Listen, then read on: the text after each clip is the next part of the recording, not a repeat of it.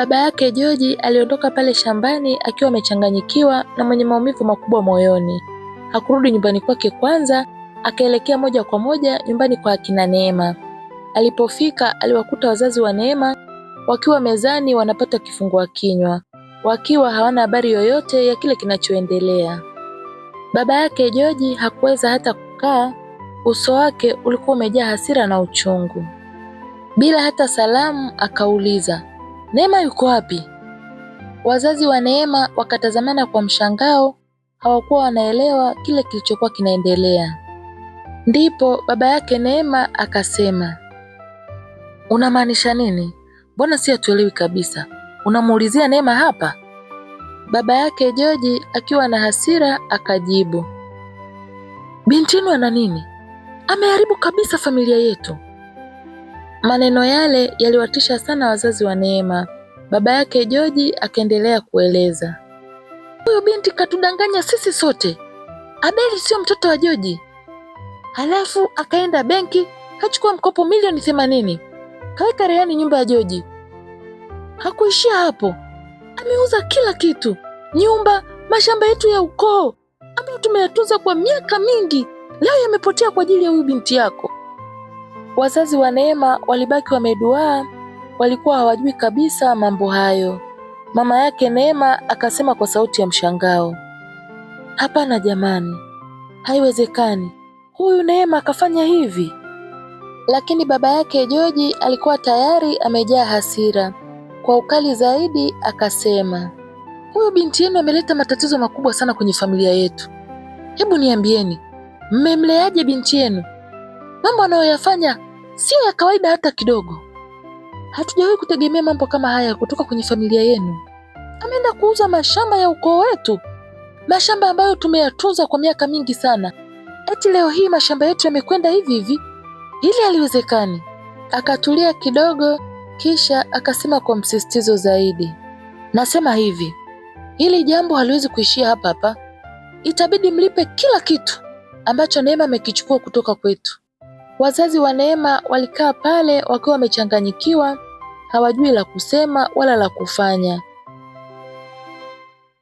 Familia hizi mbili, familia ya mzee Abeli na familia ya mzee Hoza, zilikuwa zinaelewana sana kwa muda mrefu. Walikuwa marafiki wa karibu, wakisaidiana kwenye mambo mbalimbali ya kimaisha. Ndiyo maana wazazi wa George waliamua kijana wao amuoe Neema, binti wa mzee Hoza, ili urafiki wao ugeuke kuwa undugu wa kudumu. Lakini yote yaliyotokea sasa yaliwavuruga sana. Baba yake George, mzee Abeli, alisema kwa uchungu mkubwa, mke wangu sasa hivi amelala kitandani. Amepata stroke kwa ajili ya huyu binti yenu. Mshtuko alioupata ulikuwa ni mkubwa sana. Maneno yale yaliwaumiza sana wazazi wa Neema. Walijaribu kumtuliza mzee Abeli, na kuomba utusamehe sana mzee mwenzangu. Sisi hatujui chochote kuhusu haya mambo. Hatujui hata kama Neema alishaondoka kwa George. Hata sisi hatujui yuko wapi, maana hajarudi huku kijijini. Lakini hasira ya mzee Abeli haikupungua. Baba yake Neema akaona ni bora achukue simu yake na kumpigia Neema.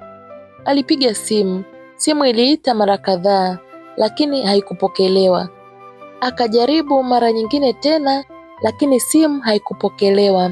Akamgeukia mzee Abeli na kumwambia, na kuahidi, hili swala lazima nilifuatilie kwa nguvu zote na kila kitu kitakuwa sawa. Lakini maneno hayo hayakumridhisha mzee Abeli. Maumivu na hasira vilikuwa vimejaa moyoni mwake.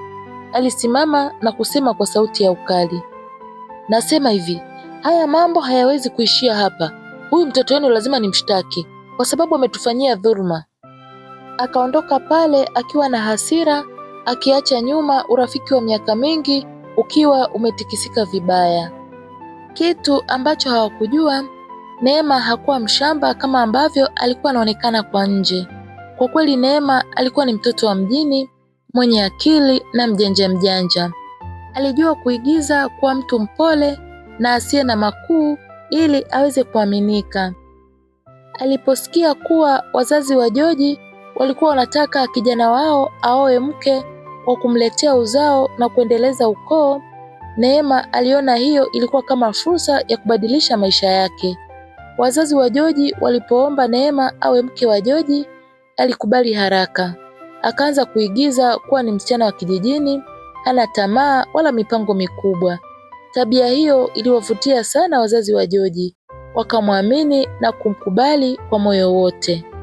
Lakini Neema alikuwa na mpenzi wake anayeitwa Innocent ambaye walikuwa wanapendana sana.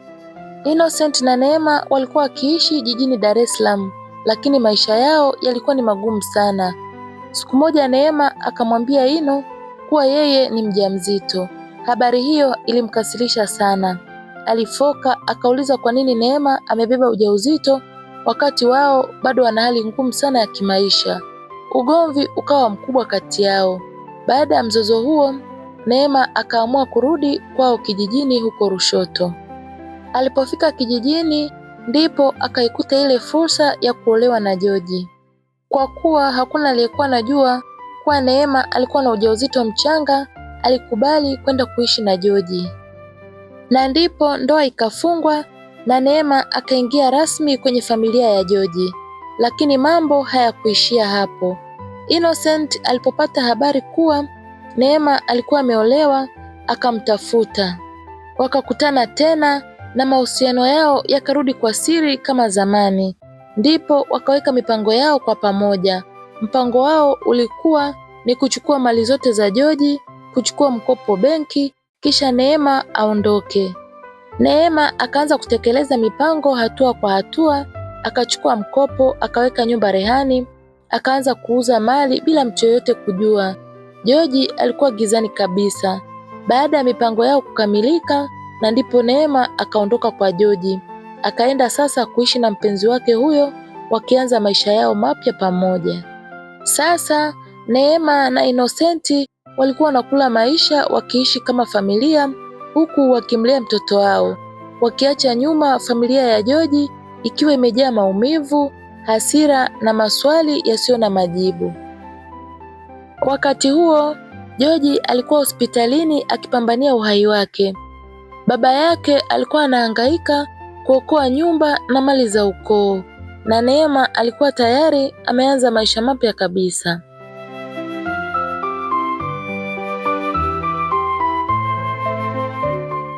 Na huko jijini Nairobi nchini Kenya, Daniel aliendelea kumuonesha Beatrice upendo mkubwa sana. Alimjali, aliongea naye maneno mazuri na aliendelea kumbembeleza ili akubali ombi lake la kuwa mpenzi wake. Daniel alikuwa mvumilivu na mwenye heshima, lakini pamoja na hayo yote, Beatrice hakuwa na amani ya moyo. Alijilazimisha kuwa karibu na Daniel, lakini moyo wake ukahisi kuna kitu hakipo sawa. Usiku mmoja, Beatrice akiwa kitandani akaamua kumpigia George simu. Simu iliita mara kadhaa bila kupokelewa.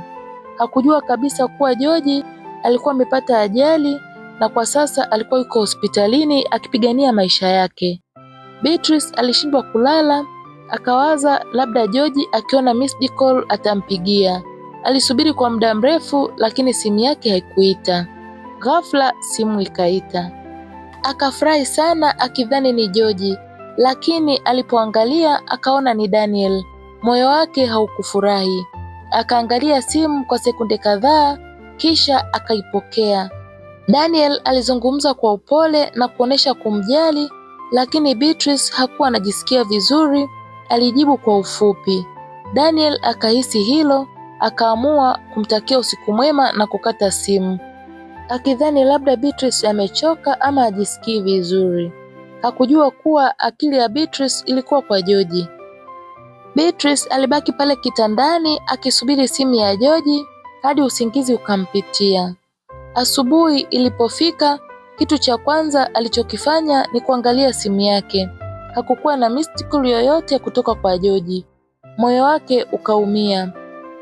Akaamua kumpigia tena simu, lakini simu haikupokelewa. Ndipo Beatrice akajisemea, huenda George hapokei namba hiyo ni kwa sababu ni namba ngeni na pia ni namba ya nchi tofauti. Hivyo akaamua kumtumia ujumbe. Mimi ni Beatrice, nataka kukusalimia. Akaamini akiona ujumbe huo George atajibu ama atapiga. Siku hiyo nzima Beatrice alikuwa akiangalia simu yake.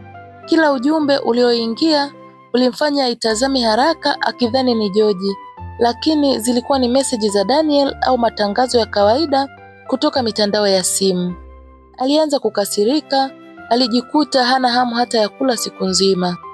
Usiku ulipofika, bado hakukuwa na jibu.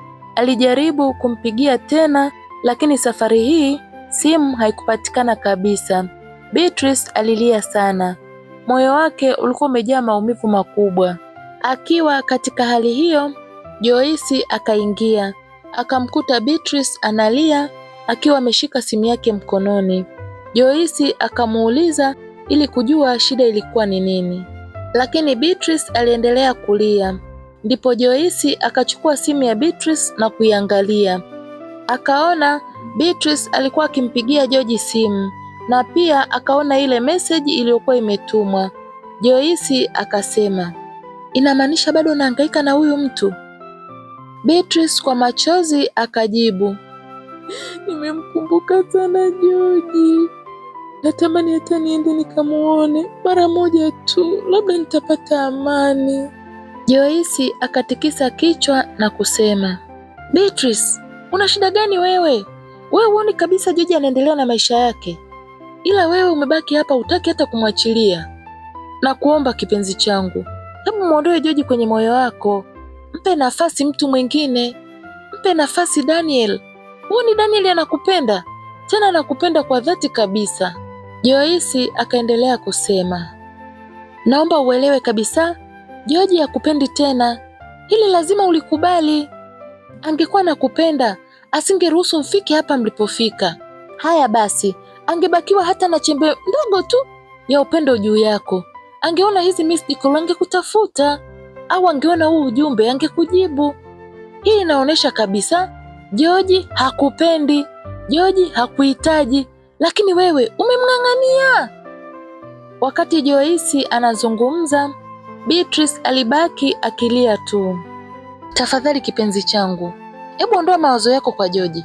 Mfute kabisa kwenye akili yako. Muangalie Daniel. Daniel ni mwanaume wa pekee sana. Daniel ni gentleman, anakupenda kwa dhati." Maneno yale yalianza kumwingia Beatrice polepole, akaanza kuamini kuwa huenda kweli George hakuwa na mapenzi naye tena. Alilia kwa uchungu mkubwa, akajiegemeza kwa Joyce huku akimkumbatia kwa nguvu.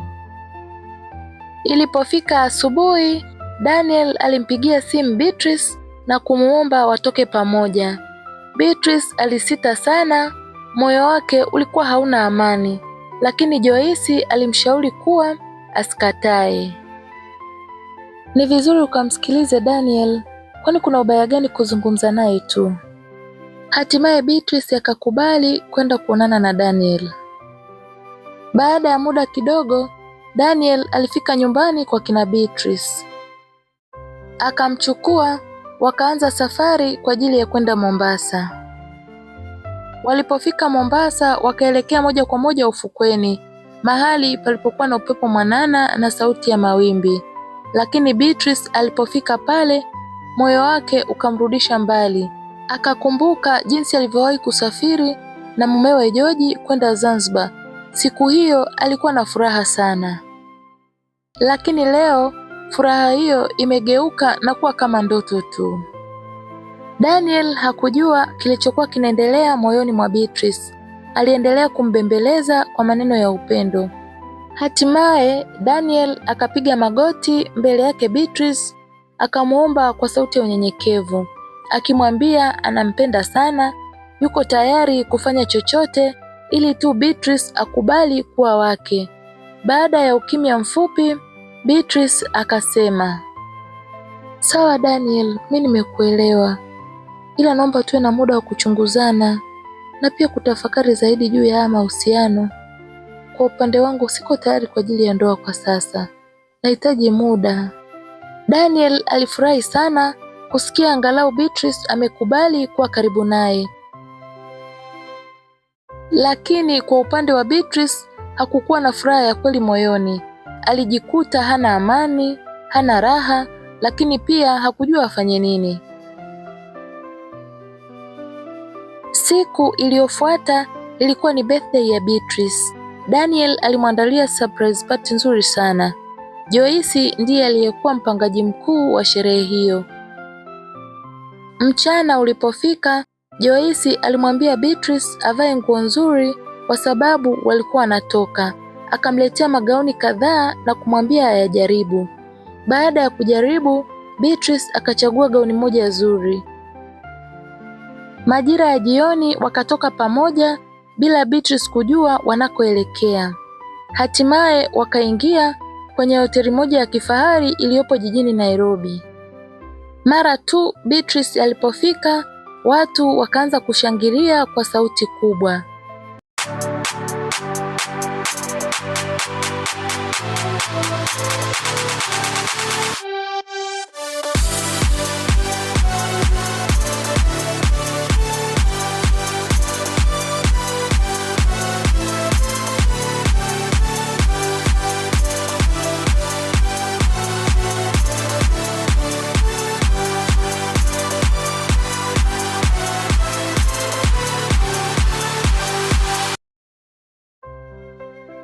Beatrice alishtuka sana, hakutarajia kitu kama hicho.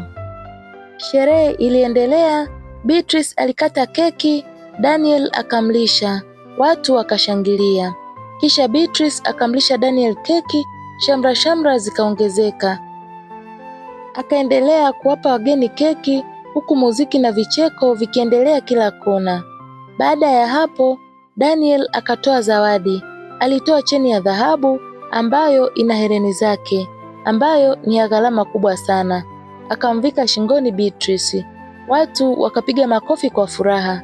Kisha Daniel akachukua kipaza sauti, akatangaza mbele ya watu wote. Beatrice, nakupenda sana. Wewe ni mwanamke mrembo, mwenye moyo mzuri. Thamani yako ni kubwa sana kwangu. Beatrice, tangu uje kwenye maisha yangu, kila kitu kimebadilika. Wewe ni mtu ninayemtaka kuwa sehemu ya maisha yangu. Kisha Daniel mbele ya watu wote akapiga magoti, akatoa pete mfukoni, akamwangalia Beatrice na kumuuliza, Beatrice, will you marry me? Beatrice alibaki amesimama kimya akiwa amepigwa butwaa. Hakutegemea kabisa tukio hilo. Moyo wake ulikuwa unadunda kwa kasi, macho yakaanza kujaa machozi. Hakujua hata ajibu nini.